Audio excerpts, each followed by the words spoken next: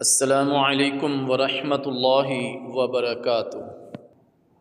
الحمد للہ وکفا والصلاة والسلام علی عبادہ الذین اصطفیٰ، اما بعد۔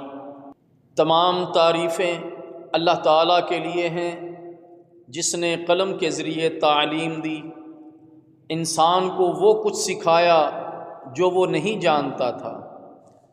میں گواہی دیتا ہوں کہ اللہ کے سوا کوئی معبود برحق نہیں، وہ اکیلا ہے، اس کا کوئی شریک نہیں۔ اور میں گواہی دیتا ہوں کہ محمد صلی اللہ علیہ وسلم اس کے بندے اور رسول ہیں۔ اللہ تعالیٰ آپ صلی اللہ علیہ وسلم پر، آپ کی آل اور صحابہ پر کثرت سے درود و سلام نازل فرمائے۔ میرے محترم دوستو، میں اپنے آپ کو اور آپ سب کو اللہ عز و جل کا تقوی اختیار کرنے کی وصیت کرتا ہوں، کیونکہ تقوی اہل ایمان کا زاد راہ ہے، ہر خیر کی کنجی اور دنیا اور آخرت میں بلندی اور کامیابی کا سبب ہے۔ اللہ تعالیٰ جل شانہ کا فرمان ہے، یا ایھا الذین آمنوا اتقوا اللہ حق تقاتہ ولا تموتن الا وانتم مسلمون۔ اے ایمان والو، اللہ تعالیٰ سے ڈرو جیسا کہ اس سے ڈرنے کا حق ہے، اور تمہیں موت نہ آئے مگر اس حال میں کہ تم مسلمان ہو۔ میرے بھائیو، بے شک علم نور اور زندگی ہے، یہ نفوس کی سب سے اعلیٰ آرزو اور بلند ہمت لوگوں کی سب سے عظیم منزل ہے۔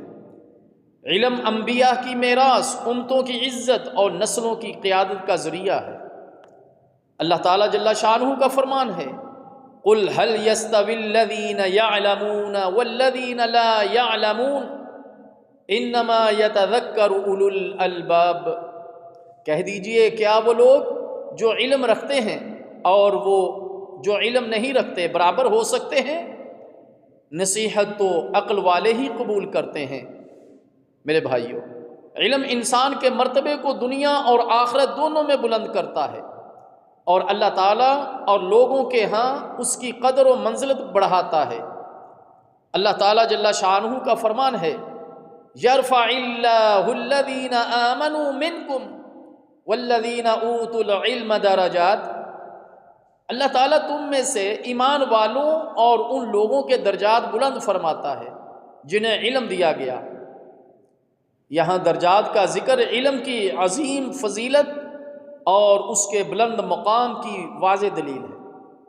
نبی مکرم صلی اللہ علیہ وسلم کا یہ فرمان کتنا عظیم ہے، من سلک طریقا یلتمس فیہ علما سہل اللہ لہ بہ طریقا الی الجنہ۔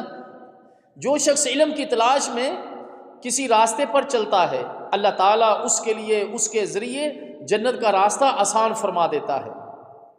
لہٰذا علم حاصل کرنا عبادت اور اللہ تعالیٰ کا قرب حاصل کرنے کے بہترین ذرائع میں سے ہے۔ میرے عزیزو، آپ ہی مستقبل کے معمار اور روشن کل کے لیے امت کی امید ہیں۔ علم ہی سے وطن بنتے ہیں، امتیں طاقتور ہوتی ہیں اور معاشرہ مضبوط اور مستحکم بنتا ہے۔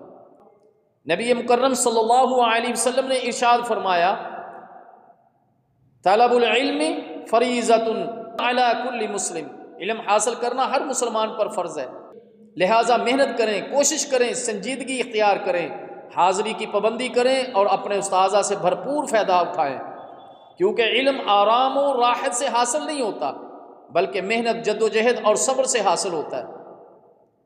میرے بھائیوں، گھر اور خاندان کی بھی یہ عظیم ذمہ داری ہے کہ وہ علم کے لیے مناسب اور سازگار ماحول فراہم کریں۔ لہٰذا والدین کو چاہیے کہ اپنی اولاد کو سنجیدگی، محنت اور علم دوستی کی ترغیب دیں، ان کے دلوں میں علم کی محبت اور استاذہ کی تعظیم پیدا کریں، باقاعدہ حاضری کی پابندی کروائیں اور انہیں برے ساتھیوں اور ایسے منفی اثرات سے دور رکھیں جو ان کے اوقات ضائع کرتے ہیں اور ان کے علم و اخلاق کو خراب کرتے ہیں۔ نبی اکرم صلی اللہ علیہ وسلم نے فرمایا، تم میں سے ہر شخص نگہبان ہے اور تم میں سے ہر ایک سے اس کی رعیت کے بارے میں سوال کیا جائے گا۔ میرے عزیزو، اسلام میں استاد کا مقام نہایت عظیم ہے۔ استاد ہی اقدار کو دلوں میں راسخ کرتا ہے، علم کو پھیلاتا اور نئی نسل کی تربیت کرتا ہے۔ اور پیارے نبی صلی اللہ علیہ وسلم نے ہمیں خبر دی ہے کہ لوگوں کو خیر و بھلائی سکھانے والے کے لیے کتنی عظیم دعا کی جاتی ہے۔ آپ صلی اللہ علیہ وسلم نے فرمایا بے شک اللہ تعالیٰ، اس کے فرشتے، آسمانوں اور زمین والے، یہاں تک کہ اپنے بل میں چیونٹی اور مچھلی بھی لوگوں کو بھلائی سکھانے والے کے لیے دعا کرتے ہیں۔ یہ ایک عظیم شرف ہے جو استاذہ کی قدر و منزلت اور ان کے مقام کی بلندی پر دلالت کرتا ہے۔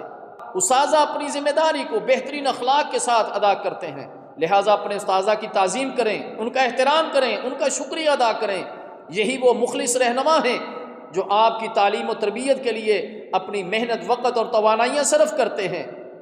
میرے عزیزو، میں اللہ تعالیٰ سے دعا کرتا ہوں کہ وہ علم کو ہمارے دلوں کے لیے نور، ہمارے راستوں کے لیے چراغ اور دنیا اور آخرت میں کامیابی کا ذریعہ بنائے۔ اے اللہ، علم کے حصول میں ہماری مدد فرما، اسے خالص اپنی رضا کے لیے بنا، اور جو علم تو نے ہمیں عطا فرمایا ہے اسے ہمارے لیے حجت اور روشنی بنا، اور ہمیں اس سے فائدہ اٹھانے کی توفیق عطا فرما۔ جزاکم اللہ خیر، والسلام علیکم ورحمۃ اللہ وبرکاتہ۔